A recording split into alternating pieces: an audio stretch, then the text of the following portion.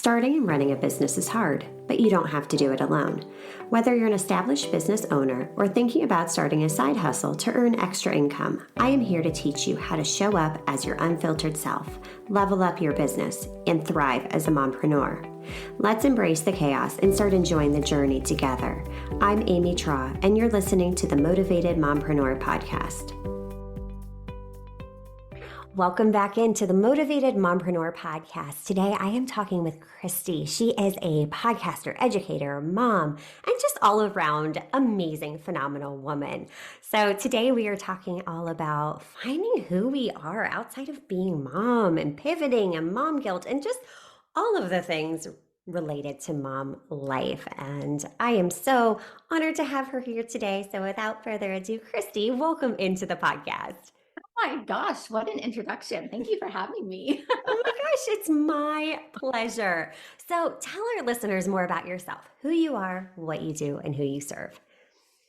My name is Chrystie. I am first and foremost a believer. I'm a wife to Frank of almost 11 years. I have 3 kids. 2 of them are bonus from my husband's first marriage, 19-year-old Malcolm and 17-year-old Addison. And then I have an 8-year-old son. He's biologically ours. And I have been an educator for 18 years. And I am also a podcaster. I have a podcast called Start Scared, and I really am passionate about empowering moms to remember who they are outside of being a mom still matters. And I just am just so excited to be here, and thank you for having me. Oh my gosh, it is my pleasure. And I'll tell you what, you guys, you need to go and add Start Scared to your listen list of podcasts because it's just so real. And some of the guests that you have on, holy moly, these are like the big girls in the industry. And it is just so packed full of value. So be sure to check that out, add it in to your listen list, and follow Chrystie on social media. So let's dive in because this is something I think as moms, at one point or another, we all deal with is finding who the heck we are outside of being mom, because being mom is, at the top of our list many times, and we lose track of really ourselves.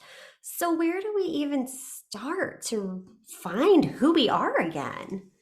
I always think back to that question because, and I think it's such a great and powerful question, because when you try to think back on like who you are outside of being a mom, if you're anything like me, you get stuck. And you're like, do I have any hobbies? Do I even like to do anything?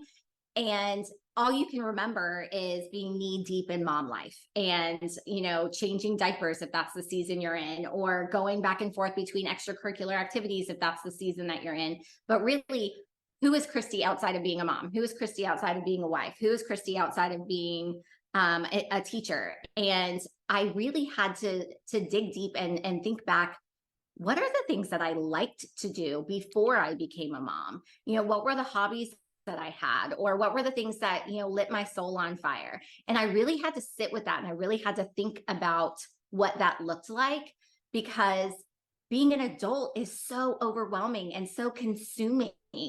And I recently actually did a couple of adult gymnastics classes. And that was so fun because I was a gymnast for 5 years. And then I was a competitive cheerleader for 10. So I used my tumbling abilities then. And so I really wanted to do something again that I was passionate about in my younger days. And I was terrified to do it because I'm like, not the same body as I was when I was 18. And I'm like, can I even like flip over? But man, it's like muscle memory. I haven't smiled that much. I haven't laughed that hard. And I mean, it was so much fun. And so I encourage you to really just think back. If you're really like, I don't know who I am outside of being a mom, think back to those things that just brought you so much joy when you were younger, whether it was singing or dancing or cheerleading or whatever it was, or playing the clarinet. Go and take a lesson or go and do that thing and see if it still lights your soul on fire, because I'm gonna be willing to bet $20 that it's going to light your soul on fire if it did when you were younger too. Oh my gosh, I love that because it's such a simple thing to do. Yet we don't take the time to actually reflect back and be like, okay, who was I before Mhm. stepping into this amazing role? Don't get me wrong, we're not discounting motherhood at all. No. I mean, it is the most challenging yet most rewarding job Mhm. ever. But yeah, we forget. And just thinking back to like, what did I do for fun? Because we all had hobbies, we had interests, we had things that Mhm. lit our souls on fire. And I guarantee you, if you look, the opportunities are out there that Mhm. you can pursue these things, just like you did with gymnastics. I mean, that is Mhm. amazing. I know I've seen, dance classes around here for adults, all sorts of different things that you can get involved in. You just have to be open to the opportunity and seek them out because they're out there. And yeah, like you said, you had fun. Because Yeah. I Oh, so fun. Yes. And I think one of the things we forget to do is I remember somebody asking me once, they're like, well, what do you do for fun? And I'm like, I work. Yeah. And I Yeah. mean, I like, I don't sometimes we like know. snuggle with the kids, but is that really like having fun? I mean, like, I like doing it, but I don't know if it's fun. But yeah, just really sprinkling fun back Yeah. into our lives. And I also like to think about it as like you're setting the example for your kids too, Yes. that life doesn't begin and then end when you have kids, right? And so, again, like who you are outside of those hats that you wear still matters. And then imagine that ripple effect that you're going to have with your kids, seeing you have fun, seeing you pursue a passion, seeing you pursue a dream, that they're like, oh yeah, I mean, yes, this is the best job ever, but I still matter too. Yeah, because we can have both. And I think when we change Right. that or to an and, it really opens up so many possibilities. And you're absolutely right. You're setting the example for your Mhm. kids that have fun and live this one beautiful life because we get so stuck in the when then thinking as women. When the kids are older, then I'll do that. This. When I have the house paid off, then I'll take the trip. All of these Mm. things that keep us playing small, but it's like, let's embrace this beautiful, messy, fun journey because honestly, we Mhm. don't know how much time we have left on Yes. this earth.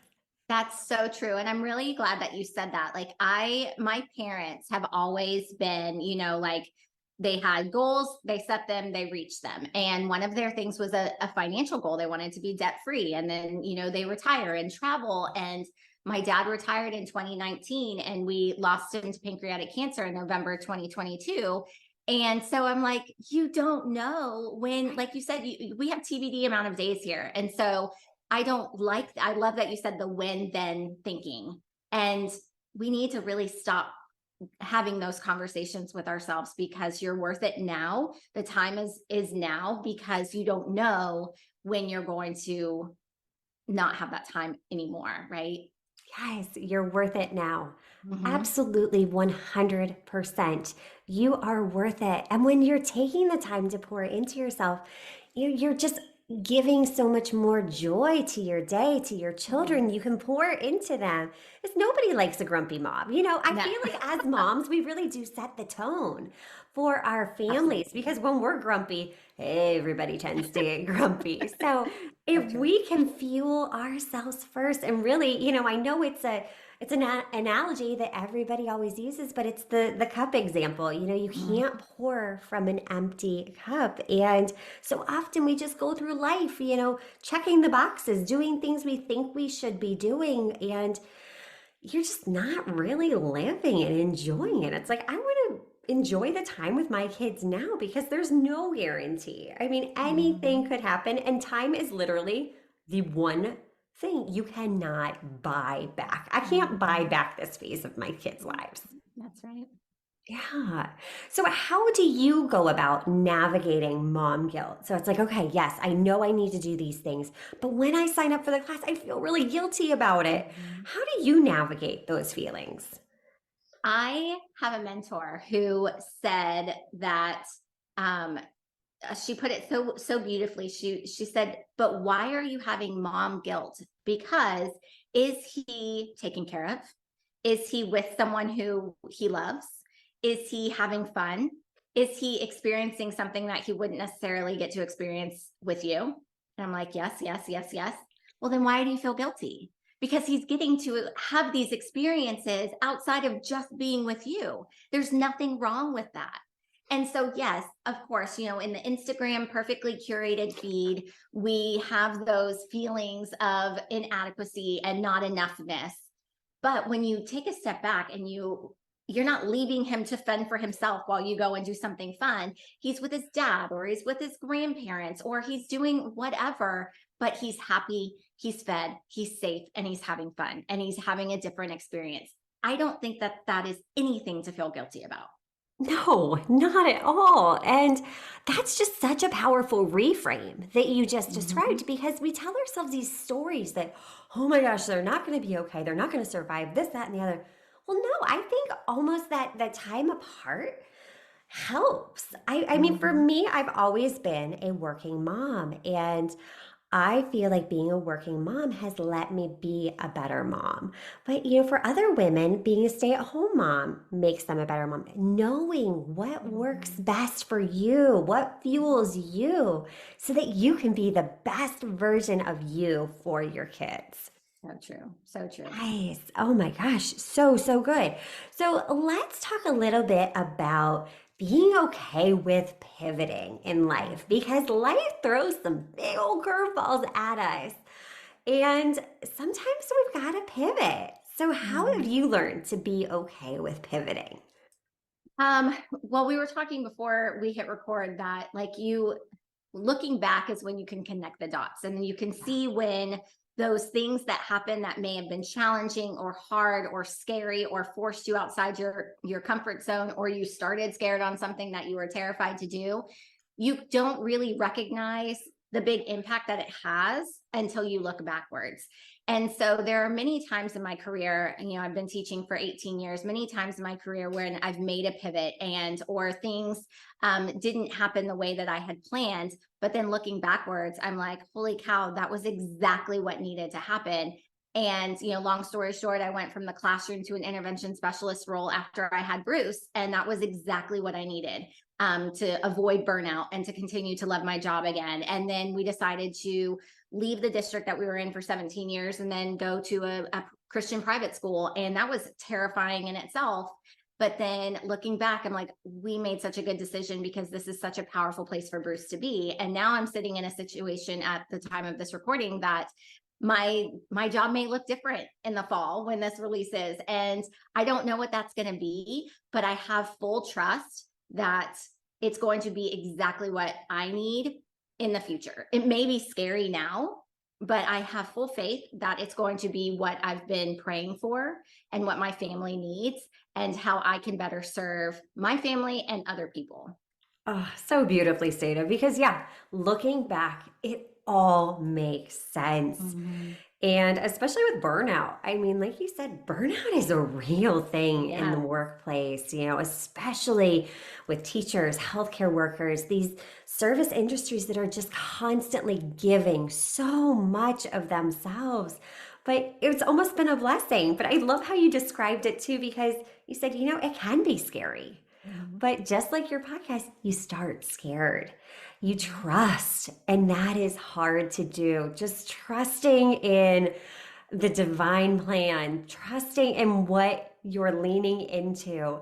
And when you can finally trust and just let things play out and just release all of the expectations and know that Mhm. no matter what's happening, no matter how scary it is. I think it was Marie Foriello. I always screw up how I think you it's say her name. for Leo. For Leo, just everything is figure outable. Yeah. But really, you have to start scared because it's in Mhm. the doing that it gets less scary. I always love the analogy of like when you're a little kid and standing on the end of the diving board for the first time, you're like, oh my gosh, this is so scary. I'm going to jump in this pool, but am I going to remember to swim? What's going to happen? And you do it. And it's fun. And then you want to keep doing it. And it gets less and less scary each time. And then you start doing, twists and turns and fancy tricks and all that fun stuff, but you start to have fun with something that was scary. So I think really trusting in it is key. Yeah. I love that analogy. That's awesome. Yeah. I don't know. That's someone I heard it a long time ago, and I wish I knew the source. So if anybody knows the source, please reach out and let me know. Yeah, But it good one. makes so much sense because I think we can all relate to it in one way or another. Like, no, I still kind of remember standing on the end of the diving board. I'm like, Everyone's going I'm pitter picturing patter. it right now. Yeah. Yeah. Yeah. Oh my gosh. Chrystie, this is so, so good.